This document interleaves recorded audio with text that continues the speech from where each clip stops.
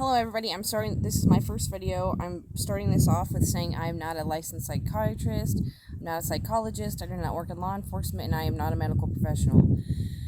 So anything you hear on these videos, it's my thoughts, my opinions, and basically just the only facts that I'm going to be talking about are going to be stuff that have been proven as fact by the news and other agencies like that, or alleged facts, because, we all have our doubts about what is on the news. I consider the news as entertainment, but they still do talk about things that are concerning, and they do warn us of things that are very important to us, and we should be paying attention to these things, because they're basically telling us plans, in my opinion, for our future that we all should be paying a lot of attention to. Okay, so where I'm getting at with this is there's a bunch of laws coming out. I saw an article on a bunch of new laws coming out in California, so if you're from California, you want to pay attention to this video. So there's the ant on me.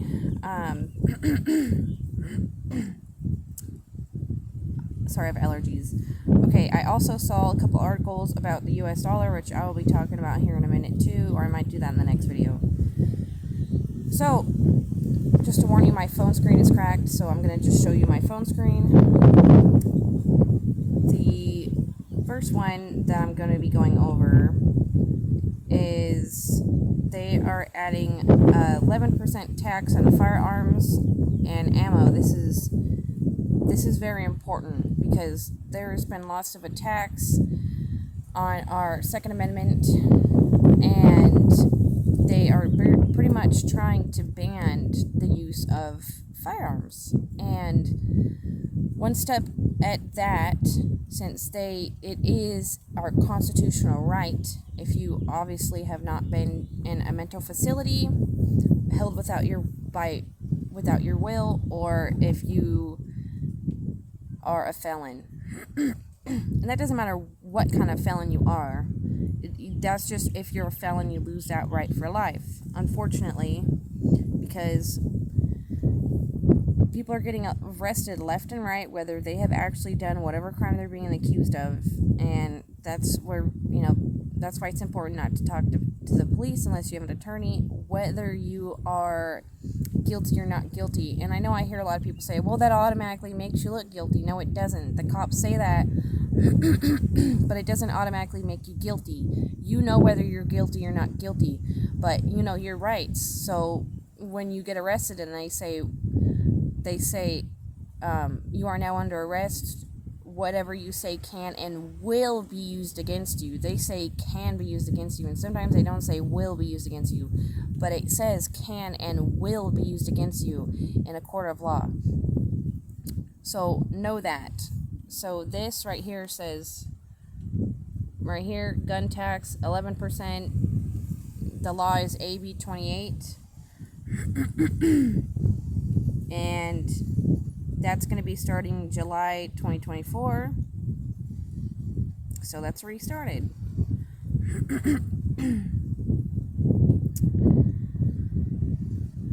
And the other one is hidden fees. The law requires that this is hidden fees SB 478. The law requires that advertised or displayed prices for most goods and services include all fees and charges, excluding government taxes and fees. Obviously, because they don't have to say what their fees are. This specifically targets short-term lodging like Airbnb. So they're making it harder to travel. And I think you know why. The harder it is for you to travel, the harder it is for you to see what's going on around the world. And that's why they also target that as well, is your freedom to be able to see what the world looks like around you and to be prepared so you can see what's coming our way. There's a few of these on here. I'm not going to really go over all of them, but just in case you're curious. Keep students in school, SB 274. This bill eliminates the use of suspension for minor misbehavior covered under the disruption or willful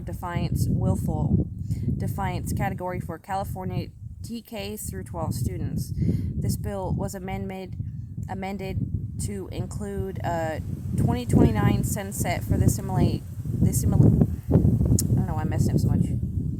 This elimination for grades 6 through 12 to allow the state to reevaluate after data has shown the impact of change. Under SB 274, teachers would be able to remove a student from a specific class for unruly behavior, but the student would not be suspended from school. Instead, it would be up to the school administrators to determine appropriate and timely in-school interventions or support for the student. Now, this can go two ways, in my opinion, my unprofessional opinion. If a child is acting up in school, there's a reason for that. There's always a reason for that. Just like certain traumas, can cause certain mental health issues like narcissism, depression, all that stuff. Wanting to unalive yourself. I can't say the word on YouTube. And when you get suspended, they just automatically send you home. Those abusive parents or caretakers, they get mad at you because you got in trouble and you may get beaten more. So I kind of like this, actually. The other stance with it is maybe the child, because sometimes not everybody is being abused. Sometimes, children are born, and they're born with certain mental defects or mental health issues. And, I know head trauma, like I said, I'm not a medical professional, but from the stuff I've read, I know head trauma can cause a lot of mental health issues, especially the front lobe. So, keeping them in school for the rest of the day, that offers the school to handle it. But, and then I also think of it this way. Is the school actually equipped for that? Are they sending in licensed people who have a lot of experience helping people in this, helping children in this?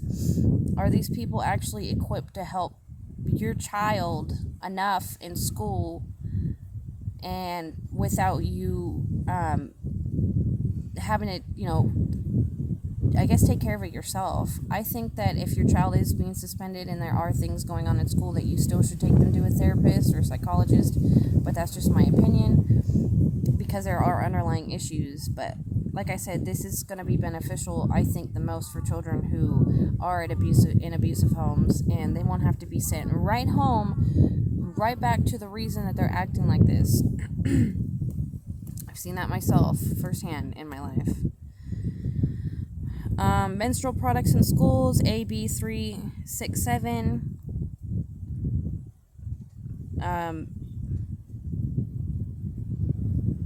So pretty much they're gonna make it where that schools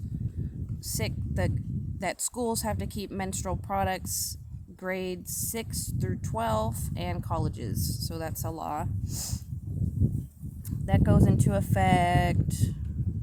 Does not say, but you could always look it up. Right to repair, SB 244. The bill requires manufacturers of electronics priced at $50 or higher. Let me show you that keeps kids in school one real quick. Okay. And back to what I was saying. Here's the menstrual product one, and then here's what I'm talking about right now. Right to repair. Okay, yada yada yada. When it already said $50 or higher. Yeah, to make documentation and spare parts or tools available for repair. For products priced at $100 or more, parts and documentation must be available for 7 years after the product was last manufactured. The law broadly covers electronics and appliance products, including cell phones, laptops, tablets, and various home appliances that were manufactured and sold or used for the first time in California on or after July 1st, 2021. So I do think that this one's kind of important because, I think kind of, and I don't know, I'm kind of on the fence about this one, because does that mean that it's going to help pollution because they have to use spare parts? Are these going to be parts? Is this going to be a money scheme? Are they going to be making sure that houses and more warehouses? Is it gonna, of these products, these spare parts, is it going to make the pollution worse? I don't really know. Like I said, I kind of on the fence about this one. How is that exactly going to work? I guess we'll find out. Security deposits cap, AB 12. Renters in California will no longer be asked for a security deposit larger than 1 month's rent. This is a really good one. You guys pay attention to this. Previously, state law allowed landlords to ask renters for security deposits equivalent to 2 months' rent for unfurnished units or 3 months' rent for furnished units. That doesn't include the first month of rent. I think this is absolutely great. For myself, my dad and I live in his car, and yet,